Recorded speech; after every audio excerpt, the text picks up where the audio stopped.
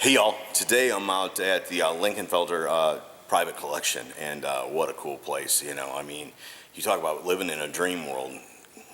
I do that for the most part, I gotta admit. But today it's like that real REM sleep where you have them real deep dreams. That's where I'm at today. And there's so many cars, over 200 cars in this collection. There's so many cars, and they're all historic, hot rod, cool cars, you know, just everything, something for everybody, that I'm not gonna be able to do each one individually. And what I'm going to do now is they've got a whole row of Pontiac Firebird Trans Ams, and I want to just give you a quick run through of those and let you take a look at what they do have up here. So let me get the camera turned around and we'll take a look at them. And this is a legit collection. These are not clones. They're not, you know, one or two cars. They're tens for the most part. If they're not, it's because they're unrestored. I mean, it's Lingenfelter's private collection. You know, them boys know how to hot rod a car, and they've been doing it a long time. So they're really into it. And some of them will get more information than others, because some of them will have these sandwich boards on them. One of 2000, that's the 25th anniversary Trans Am. Look at that, 5.7, 275 horse. And we thought that was just, yeah, I was coming back. Base price 21 grand. Car's worth at least that.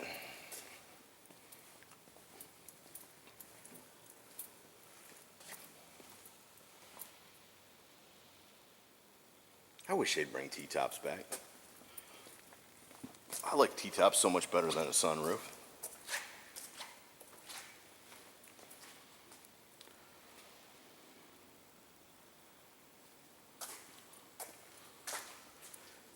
I want to say that these are Hearst Lingenfelter Trans Ams that they sold at a dealership for a short time. And Ken told me this morning that maybe this black one and this gold one are that way.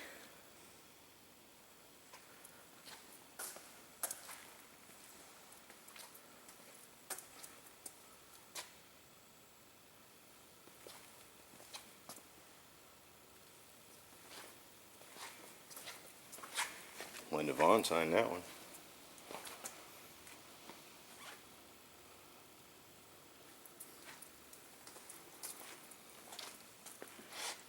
Maybe this one isn't, because this one over here has got their name in the headrest and all. So again, I'm just in here by myself, so I don't have any kind of tour guide to keep me straight. And anybody who follows my channel that knows that I don't know much about nothing. So I mean, I love cars and I know what's cool, but it's hard to tell years apart for me. And you know, I darn sure don't get into all the technical specs of stuff, because I put the key in them, I put gas in them when we drive. There's a pace car. Turbo, that's that 6-cylinder. This would be a great car to have. This would be a really cool car to have. As a matter of fact, if I was gonna buy this generation Trans Am, I would. This is what I'd be looking for. Because this has got a 6-cylinder in it, but it's turbocharged. But it comes from back in the day when we still hadn't made the V8s running right. It's not the GNX motor or the Grand National motor, I don't think, but it's right on the same lines as that, and it was put into a Trans Am, which makes it really cool. Not that the Regals weren't. Settle down. They're cool too. But come on. It's all that horsepower in a Trans Am. All that horsepower, I say. It was relative. Cars were dogs back then, and then that's when they started running again, so.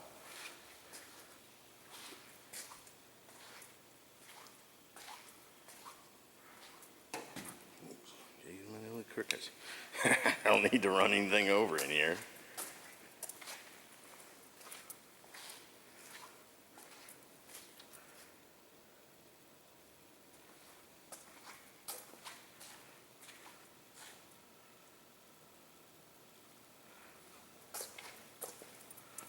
All these cars are just top notch.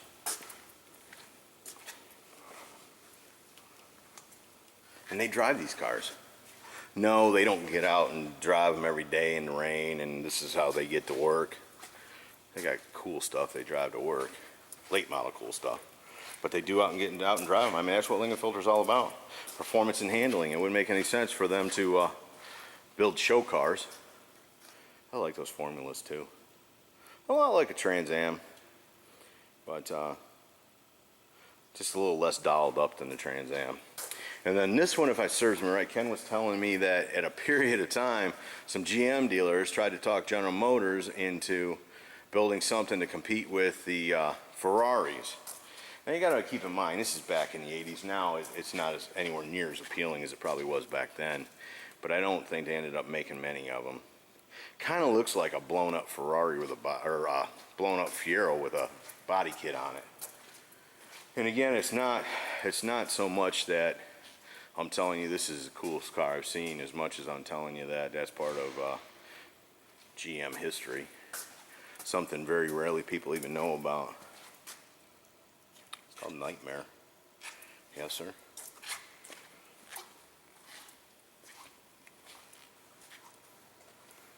You know, you just don't get it. I mean, I didn't know that car existed. This collection's got a lot of stuff in it, though, that I never thought I'd get to stand beside.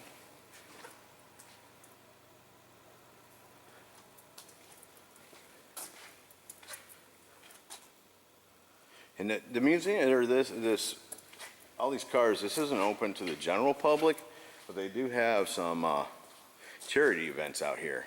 So if you're in the area and you hear some charity is going to have an event at the Lingenfelter private collection, it behooves you to get off your butt and get out and see it, because, man, that's why. It's just one room, you know? So there you go. Anyways, that's Pontiac Row, actually Firebird Trans Am Row from the Lingenfelter private collection. Hope you all have enjoyed it. See ya.